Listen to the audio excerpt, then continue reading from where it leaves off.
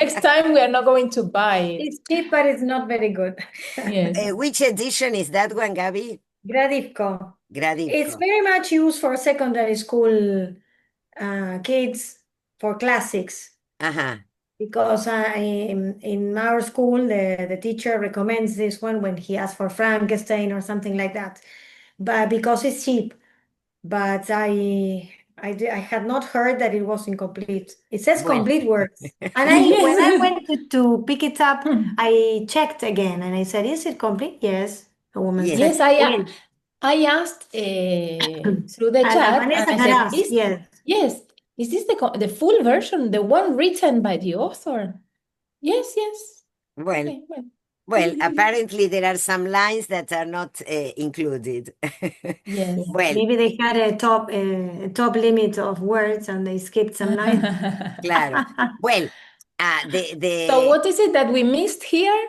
no, only that, I mean, some other descriptions about the way he reacted, no? That, Okay. I mean, he was very nice to women because he's so, I mean, gentlemanlike and, sorry, Maria, sorry? He's a gentleman. He's a gentleman and he's very nice, but up to a point.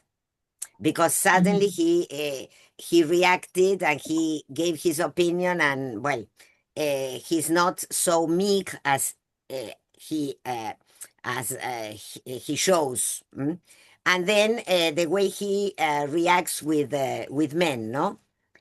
He can laugh a lot, and he is not the type of man like Major Simmons. It doesn't matter.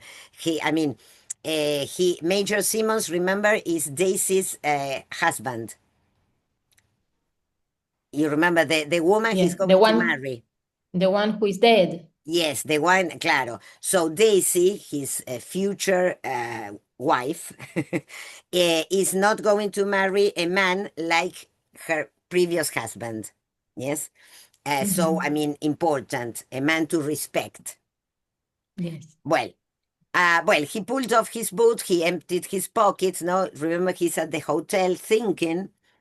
He finds his pocket knife and a snapshot of Daisy. You remember she gave him some photographs for him to remember her. Yes. It did come, after all, so naturally, so much more naturally than Clarissa. Yes, I mean, the situation with this girl was more natural. She accepted him immediately. Yes, and she says, of course, she would give him everything. She had no sense of discretion. Everything he wanted, no? And she was only 24, and she had 2 children. Well. So you see the criticism implied here, no? This girl is ready to give him everything. But of course, she's 24.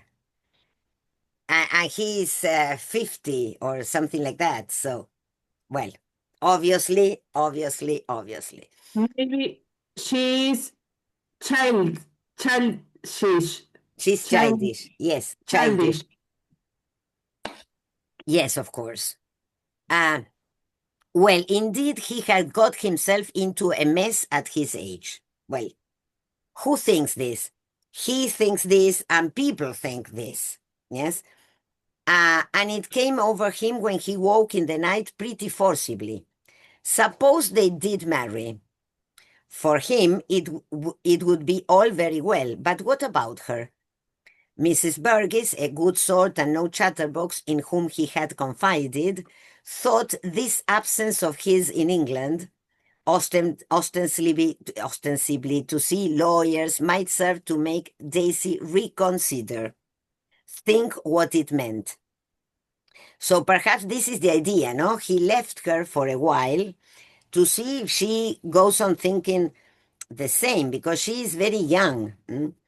It was a question of her position, the social barrier, giving up her children. She'd be a widow with a past one of these days. Claro, she'd be a widow with a past because he will die before her. Well, we suppose. So, but Peter Walsh pooh-poohed all that. He didn't mean to die yet. Anyhow, she must settle for herself, judge for herself, he thought. He might go to Clarissa's party, or he might go to one of the halls, or he might settle in and read an absorbing book written by a man he used to know at Oxford. And if he did retire, that's what he'd do, write books. He would go to Oxford and poke about in the Bodleian. Vainly the dark, adorably pretty girl ran to the end of the terrace. Vainly waved her hand, vainly cried she didn't care a straw what people said. There he was, the man she thought the world of, the perfect gentleman, the fascinating, the distinguished, and his age made not the least difference to her. So, this question of his future, no? He can think of his future like, a single man writing books, going to the libraries. Yes, this Bodleian is a very big library. I sent you the information in Yes, Oxford. Yes, in Oxford. I am you considering to write a project for going there. for what? Sorry. For for To go there. Okay, you are To interested write in going what? there. Yes. I am to submit Yes. an apply for going to Bodleian. Ah, okay. This Oh, is that could very, be very, very interesting, no? yes, but very difficult to get the position. Well, I imagine many people must be in the same position, wanting to get Yes. there, to get a position there. Yes. Well, so he thinks of his future as, the future of a writer. So where is she in this future? Imagine with a young girl and with two kids. Well, you see that what he thinks of his future and what he's planning to do are not, the same thing. They are opposites. Mm. But of course, for her, this was the perfect idea. She wants him. So, in short, it might be happier, as Mrs. Burgess said, that she should forget him. So many people think that he was too old for her, and that for her it would be better to forgive him, to forget him. Sorry. He never knew what people thought. It became more and more difficult for him to concentrate. He became absorbed. He became busied with his own concerns. Now surly, now gay, dependent on women, absent-minded, moody, less and less able, so he thought as he shaved, to understand why Clarissa couldn't simply find them a lodging and be nice to Daisy, introduce her. This part of the paragraph is so interesting for me because see how our minds work, no? Exactly like this. He's thinking about that he has a problem of concentration, that he goes on thinking about and then suddenly he thinks of Clarissa. No, this is, our mind and how we make connections, one thing and the other, and apparently there is no connection. Yes. Because he's thinking of his own problems to concentrate, and then he says, why Clarissa cannot find me a lodging, a place to live, and why can't I introduce Daisy to Clarissa? And then he could just do what? Just haunt and hover.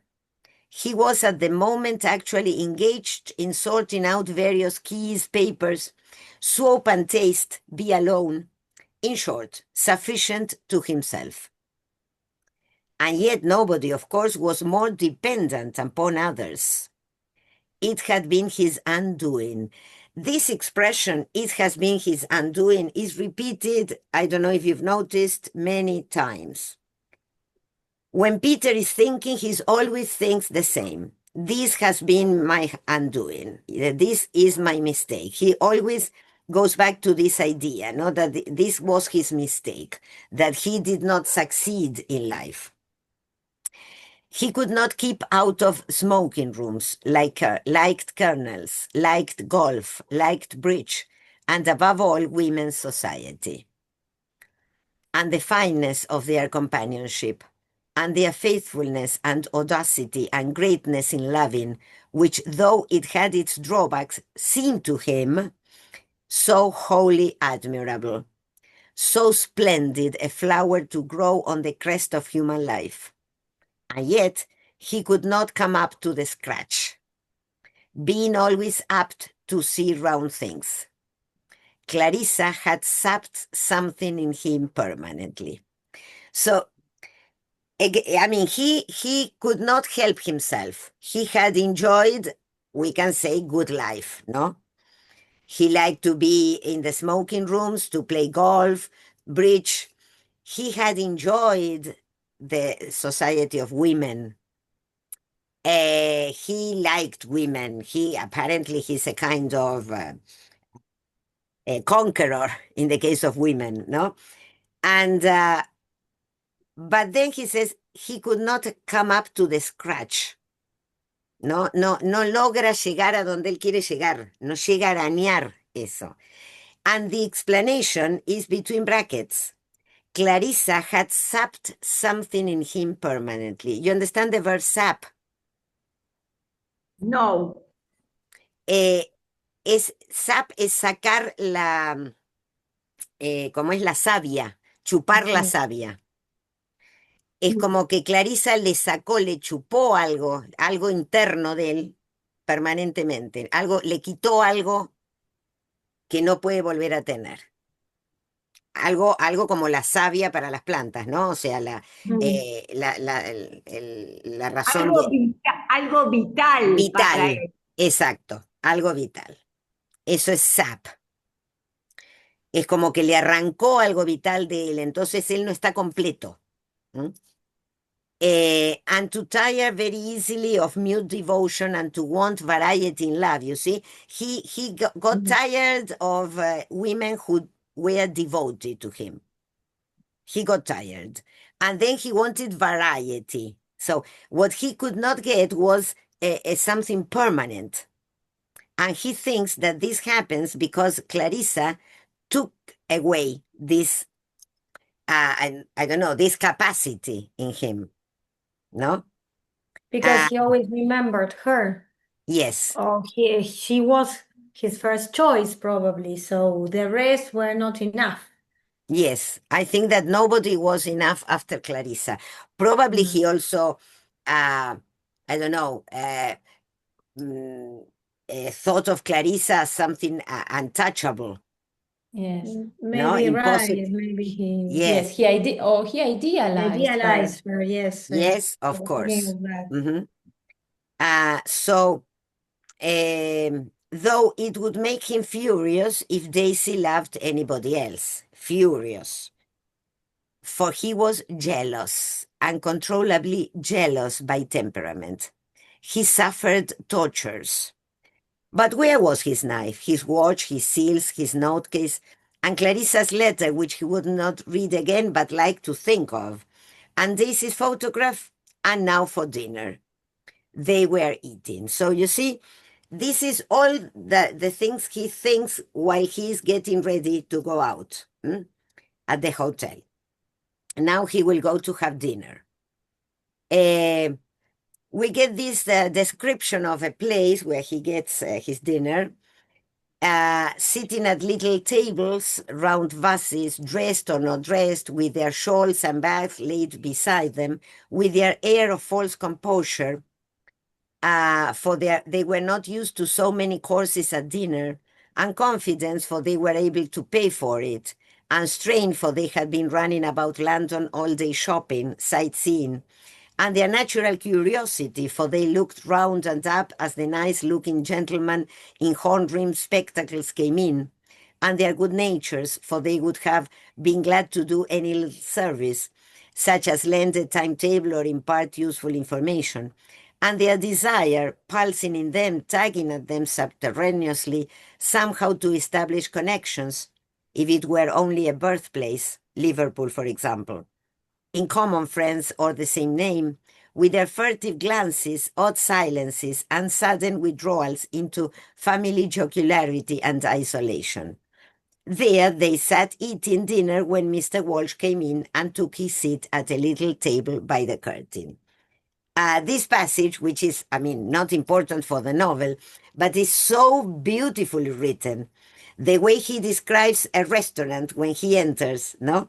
The way people are talking and how they behave, how they feel confident because they can pay for it, but at the same time uncomfortable because they are not used to these places, because they are tourists, etc., etc., no? So he gets into this restaurant to have dinner. He was alone. It was his way of looking at the menu, of pointing his forefinger to a particular wine. So everything that he did showed that he was a gentleman, yes? He won him their respect. So people looked at him and understood that this man was a gentleman. And this is funny because it says the Morrises, a family that is there. The Morrises sat when Mr. Walsh was heard to say at the end of the meal, "Bottled Pierce."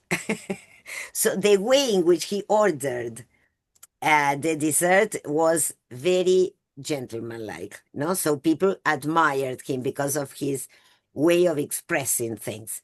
And so the family, the Morrises, I think they are, yes, the Morrises, they talked to him, yes? Then they all reached the smoking room simultaneously. A little talk between them became inevitable. It was not very profound. Yes, of course, it's a little talk because they don't know each other.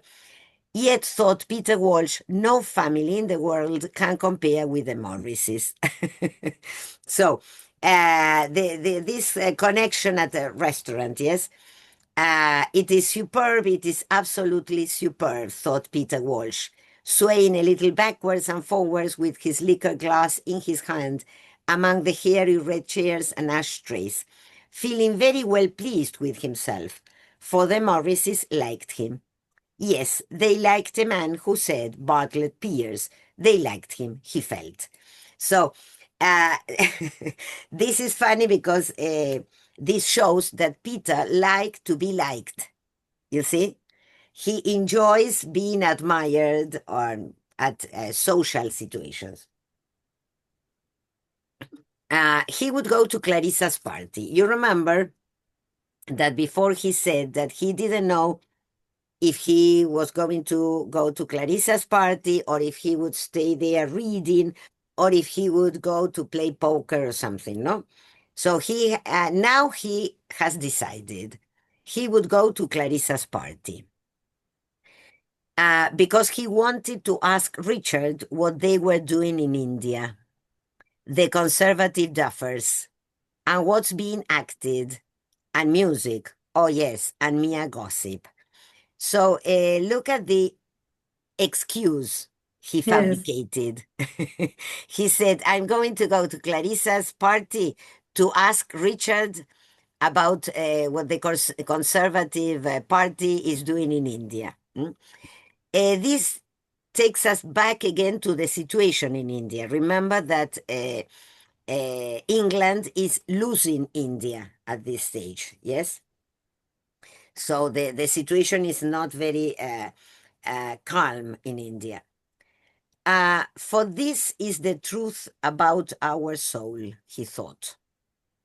Our self, who fish-like inhabits deep seas and plies among obscurities, threading her way between the bowls of giant weeds, over sun-flickered spaces and on into gloom, cold, deep, inscrutable.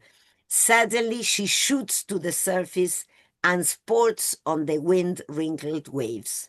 That is, has a positive need to brush, scrape, kindle herself gossiping.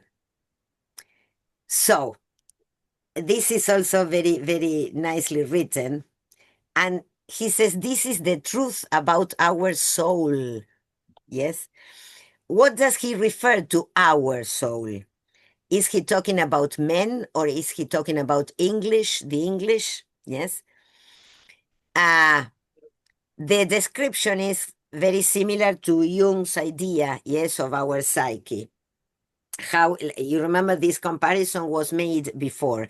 The question of being in a kind of wood or jungle where you cannot see very well because the sun doesn't get into the wood or the jungle, only at some little places, yes, some flickered spaces.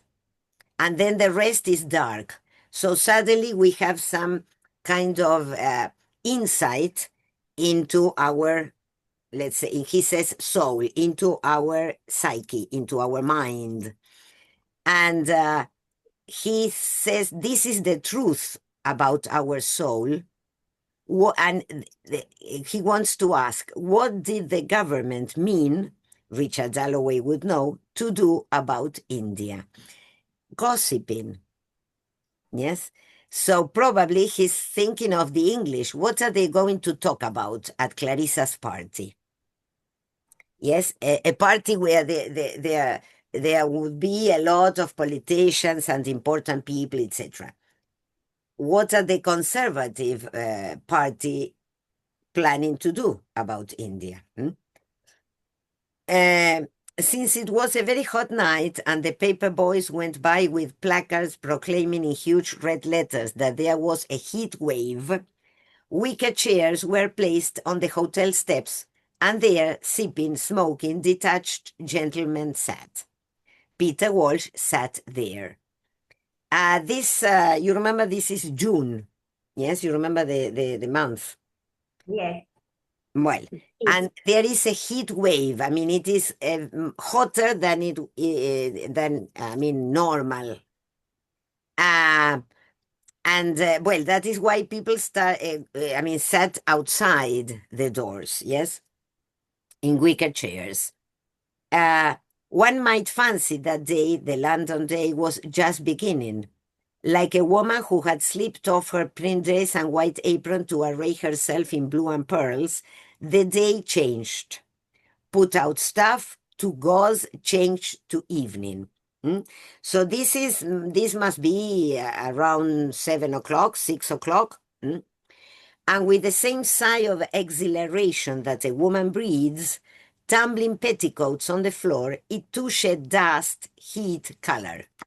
The traffic thinned, motor cars tinkling, darting, succeeded the lumber of vans, and here and there among the thick foliage of the squares an intense light hung. I resign, the evening seemed to say. Why? Because normally when the sun, the evening starts, people go home. Yes. But this day or this night, this evening is too hot. So people go out. I fade, she was beginning, I disappear, but London would have none of it, and rushed her bayonets into the sky, pinioned her, constrained her to partnership in her revelry. So London would not go to sleep because it was too hot. And there comes this mentioning that I sent you the information about Mr. Willett's Summertime, the great revolution of Mr. Willett's Summertime. I don't know if you had time to read this. I could not. No? Well, No, you sorry. have it in the WhatsApp messages. Yes. Yes. This man, Mr. Willett, made a whole campaign to change the timetable during summer. What we do here, or sometimes, to take advantage of light. Do you understand what I mean? Yes, Yes, yes. here we had that. Yes, Yes. Ahora, yes. yes. And they still do it, I don't know, in the United States, for instance. They change according to the season, no? In Australia and in the Netherlands too, now. Now, Yes, well, but at that time, that was not, I mean, a possibility. The one who invented it, we can say, who proposed it, was this Mr. Willett. Mm. And so Yes, he's, and sorry, I cannot hear you, Male. he planned to advance by 80 minutes the Yes, clock, 80 minutes. Yes, yes. Uh, 1 hour and 20 An minutes. hour and 20 minutes, claro. And I don't know if you saw in the where I sent is his grave, what they wrote on Yes, his grave, no? Yes, yes. yes. So The- he is remembered because of this, but he tried to do it to impose this on different occasions, and he didn't get the approval.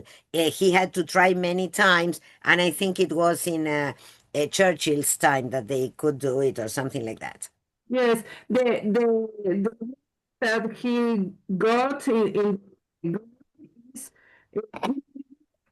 the No, entire. I can't hear that. Okay. Well, but I think that the poor man died before he could get it, something like that. Mm. So, for the great revolution of Mr. Willett's summertime had taken place since Peter Walsh's last visit to England. So that is why the evening is prolonged. The prolonged evening was new to him. It was inspiring, rather. So that is why, although it is evening, but people are in the streets because I mean, the time has changed, no? So there is a lot of movement in London, although it is apparently the evening. And he finds joy of a kind, yes? Uh, they dressed well too, pink stockings, pretty shoes. So he observes how there is, I mean, this movement in London at this time, yes? Uh, he was astonished by the beauty. It was encouraging too, for where they returned Anglo-Indians sat by rights, he knew crowds of them, in the Oriental Club biliously summing up the ruin of the world, here was he, as young as ever, envying young people their summertime. Yes, he feels kind of invigorated, no, by this. He feels very young. On top of them, it had pressed, weighed them down, the women especially, like those flowers Clarissa's Aunt Helena used to press between sheets of grey blotting paper with Littress dictionary on top, sitting under the lamp after dinner. She was dead now. He's remembering Aunt Helena, the one who was at Burton, you remember? The one who criticized, Sally. Hmm? Uh, Yes. Now, she was dead now, he says. He had heard of her from Clarissa, losing the sight of one eye. It seemed so fitting, one of nature's masterpieces, that old Miss Parry should turn to glass. He's very bad, very bad. Yeah. Uh, she would die like some bird in a frost gripping her perch. She belonged to a different age. And of course, that is true, no? You remember when they talked about this woman who married when she was pregnant, and Clarissa Yes. was horrified, yes? Yes. And and her aunt said, well, we shouldn't talk about this in front of Clarissa, no, as if it were something. Something a girl shouldn't hear. Well, she belonged to a different age. Then he thinks about cricket, but cricket was no mere game. Cricket was important. He could never help reading about cricket. He has the newspaper, no? And so he paid attention to cricket. The past enriched and experience and having cared for one or two people, and so having acquired the power which the young lack of cutting short, doing what one likes, not caring a rap what people say, and coming and going without any very great expectations, was not altogether true of him, not tonight. For here he was starting to go to a party at his age, with the belief upon him that he was about to have an experience. But what? So this is interesting, no? Because he understands that he is a mature man and that he has a power that young people do not have of doing what he likes, of not caring about people saying things. No? This is what mature people should do, whatever they want, and not caring about others' opinions. But in his case, it is not altogether true. Because now he's going to the party. He's accepting Clarissa's invitation, although he knows he's going to have an experience. A bad experience. So he goes, although he knows he shouldn't go, you see, against his own, let's say, better judgment. Beauty, anyhow.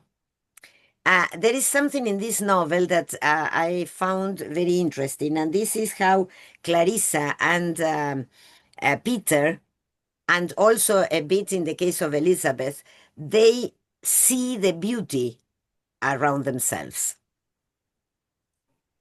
They appreciate beauty. Have you noticed this? Clarissa in the morning when she goes out and she looks at the streets and the birds and the flowers and all that. Then Peter and Elizabeth when she took the bus. Yes, and Yes. she saw everything.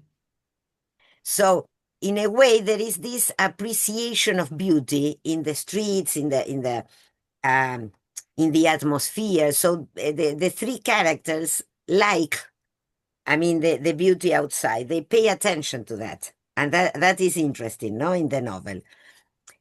Beauty, anyhow, not the crude beauty of the eye. It was not beauty pure and simple. Bedford Place leading into Russell Square. It was straightness and emptiness, of course. The symmetry of a corridor, but it was also windows lit up, a piano, a gramophone sounding, a sense of pleasure making hidden. But now and again emerging when, through the uncurtained window, the window left open, one saw parties sitting over tables, young people slowly circling, conversations between men and women, maids idly looking out. You see how he pays attention to all the panorama, yes? And he finds beauty in this, absorbing, mysterious, of infinite richness, this life. And this is a contrast with our poor Septimus. You see? How they appreciate life. While Septimus suffered life. He was not enjoying, he was suffering. So he pays attention to all this, no? That was And interesting. Virginia Woolf too, because otherwise she wouldn't have committed suicide. Of course, completely. You mean Virginia Woolf when she killed herself later? Later. Yes. Yes. Well, which is a very discussed topic, no? Because she was probably hearing voices or, something that made her lose her capacity to... I don't know how much time went by from the first time she tried to commit suicide till she finally Did it? managed to kill herself, right? No, I don't know. I would have to check, but I think it was years, yeah, in the middle. Yes. Yes. Yes. So the idea was there. The idea was there, obviously. The idea All of the death time. and suicide is all the time in all her novels, not only in this one. Yes. Well, so he finally tripped through London, yes, towards Westminster. Sorry. Yes, Perhaps this is a way for the writer to reinforce the idea that life is beautiful. yes, of course Do it is. not kill yourself. Well, Yes, until she couldn't manage it. but it is evident that she realized that it was beautiful. Yes. Yes, it Mhm. is very clear. So he was walking, going to Clarissa's party, and was everybody dining out then? You see, people were outside. London was very busy, very full of activity. Everybody was going out. What with these doors being opened and the descent and the start, it seemed as if the whole of London were embarking in little boats moored to the bank, tossing on the waters. You see, everybody was outside. Well, the next paragraph. And here a shindy of brawling women, drunken women. Here only a policeman and looming houses, high houses, domed houses, churches, parliaments, and the hoot of a steamer on the river, a hollow mystic cry. But it was her street, this, Clarissa's. Cabs were rushing round the corner like water round the piers of a bridge, drawn together. It seemed to him because they bore people going to her party, Clarissa's party. The cold stream of visual impressions failed him now, as if the eye were a cup that overflowed, and let the rest run down its china walls unrecorded. The brain must wake now. The body must contract now. Entering the house, the lighted house, where the door stood open. So now he's entering, no, the house, and now he must pay attention. He cannot go on, thinking about the people outside the houses and the business in London. Now he has to concentrate. The soul must brave itself to endure. He opened the big blade of his pocket knife. You see that his pocket knife is a kind of talisman to him, no? Whenever he needs support, he needs some kind of help, he takes the pocket knife in his hand. Lucy came running full tilt downstairs. You remember Lucy was Clarissa's maid. So the maid came running because she has to open the door to prepare everything, etc. The Prime Minister was coming, Agnes said. So she had heard them say in the dining room, she said, coming in with a tray of glasses. Did it matter? Did it matter in the least? One Prime Minister more or less? So it made no difference at this hour of the night to Mrs. Walker among the plates, saucepan, calendars, frying pans, chicken in aspic. So the poor Mrs. Walker, the cook, was in the kitchen with all the disaster, yes, of things that she had to prepare, yes.